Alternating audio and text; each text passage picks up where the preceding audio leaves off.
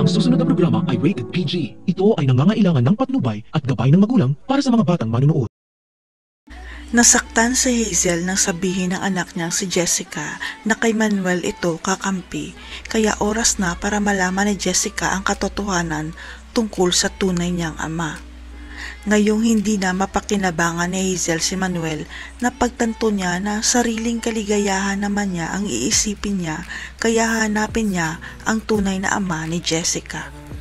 Ang huling balita ni Hazel sa tatay ni Jessica ay umuwi ito na Pilipinas nang malaman nitong nagdadalang tao siya dahil natakot ito sa totoong nobyo ni Hazel na si Jojo.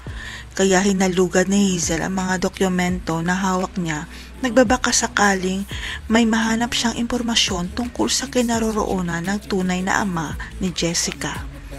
Hindi napansin ni Hazel na may nahulog palang dokumento sa ilalim ng kama niya na maglalantad sa tinatago niyang sikreto tungkol sa tunay na pagkatao ni Jessica.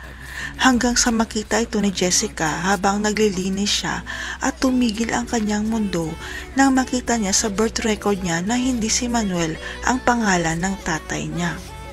Kaya dito na kukumprontahin ni Jessica si Hazel tungkol sa birth record niya at kung sino ba ang tunay niyang ama na ikinagulat ni Hazel dahil bistado na siya.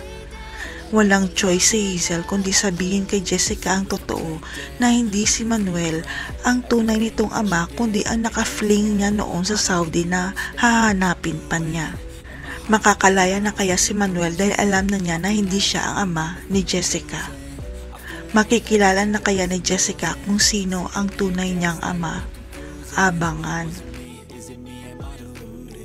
I'm the one who's always sorry. The conclusion.